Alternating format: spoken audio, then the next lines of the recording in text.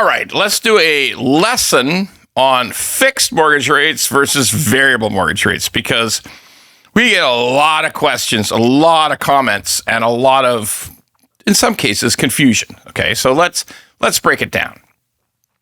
Variable rates are all about the Bank of Canada. If the Bank of Canada raises rates, the variable rate goes up. Now, that doesn't always mean your payment goes up, but the interest you pay will go up. And in many cases, your payment will go up. So if the Bank of Canada cuts rates, if Bank of Canada rate goes down, then if you have a variable rate mortgage, your interest goes down. It's that simple. It goes down quickly. It goes down within a few days of the announcement. They change the rate inside your mortgage, okay? So that's it. Bank of Canada only Bank of Canada has anything to do with variable rates. You have a fixed rate. Now, what's a fixed rate? Fixed is fixed. Like you got a 3-year fixed, nothing changes in that rate for 3 years. The interest doesn't change, the payment doesn't change, nothing changes, okay? That's a fixed rate. Very simple. Now, what are the other key differences? Other key differences is penalty. If you have a variable rate mortgage, the contract says one very simple thing. It's a 3-month interest penalty. That's it. That's all there is. There's nothing complicated about it. 3 months interest payment and you're out. You can break the mortgage. You have a fixed rate.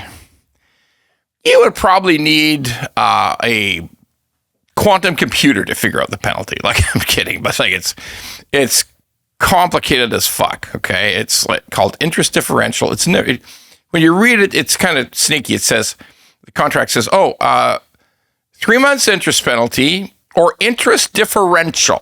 Sometimes call that IRD. Interest differential. Okay, interest rate differential,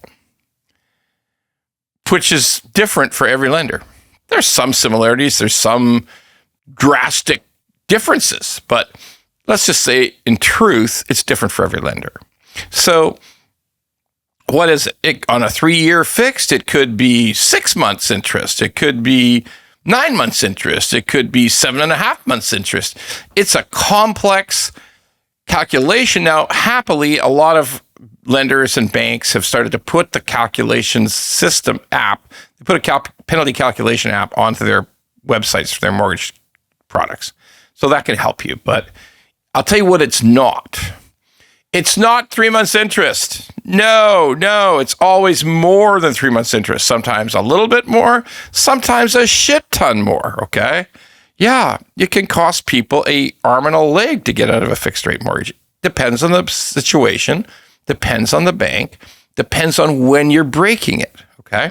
All right, are you breaking it early? Or are you breaking it just about before the end, okay? So that's what I meant by when. So there's penalty differences. In theory, variable rate always has a better, safer, easy to understand penalty option. Other than that, everything's the same. Prepayment's the same, whether you can put 15 or 20%, whether you put how much lump sum you can take. Those things are all the same. They don't change. Now, what's the going on with rates, though? So because the Bank of Canada, no change, but fixed rates are up. I put that out last week. Fixed rates went up. Fixed rates are based on Government of Canada bond yields. That's the trading of bonds, the sale and buying of bonds. Okay, that creates the yield on a bond. And bonds, Canada government bonds, are the basis for this calculation of fixed rate mortgages in Canada and the United States and Europe, all over the place. Japan, you name it. It's government bonds that create the price matrix for fixed rates. So when bond yields spike way up, like they did last week, they went up in 2 weeks, they went up 30 basis points. Now, 30 basis points is over 1/4%. So basis points, 1/100%. So why did that happen? Lots of reasons. The jobs report, which was, in theory, quite encouraging, although most of it's part-time. Surprise. It was surprise on the upside. And that made people think, if the jobs are going good and the Canadian economy is going good, then the Bank of Canada will eventually raise rates by the end of the year. So we better price this in. So that's why you saw the jump. There's other things going on. There's things going on in Japan. There's things going on in European economies where everybody's looking at some of these countries like Britain and France is saying, geez, are these guys going to have an accident? Like their debt loads are so high. They print so much money. Their deficits are so bad. Their economies are so fragile. I mean, will there be a point where something breaks and nobody buys their bonds one day? That's sort of what you worry about the most. I don't know that answer. I think the balance of probabilities is low, but it's definitely not impossible. So that creates something called a bond vigilante who doesn't really believe in the future people will be willing to buy some of these bonds.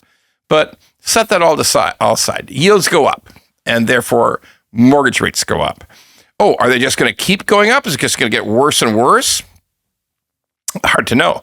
Again, keep it clearly in your mind. A variable rate has no relationship to a fixed rate in terms of where those rates come from. So will fixed continue to go up? I don't know.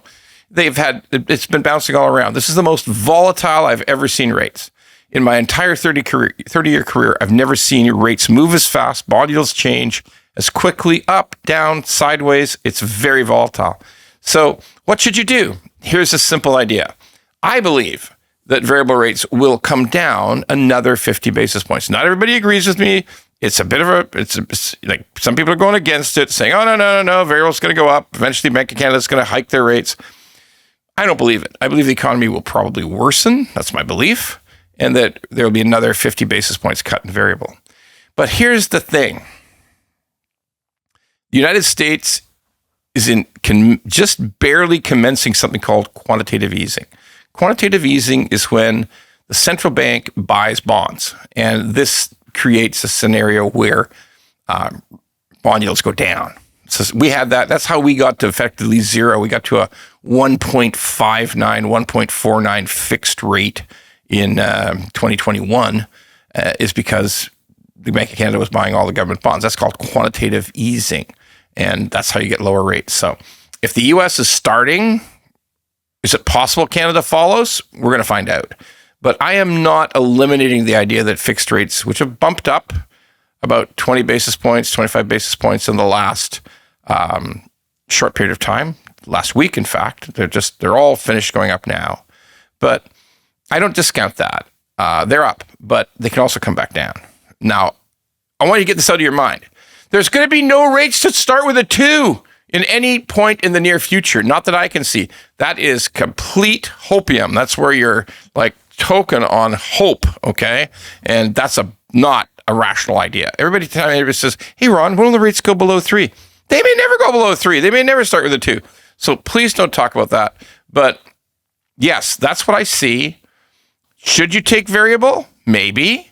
I'm telling you, it will probably continue to go down. But you must understand the volatility you live with. You must understand the chance of economic accidents in countries around the world. And you have to understand that could create a moment where bond yields surge and fixed mortgage rates go up. So be careful. Don't necessarily take a variable. You've got to assess your risk tolerance.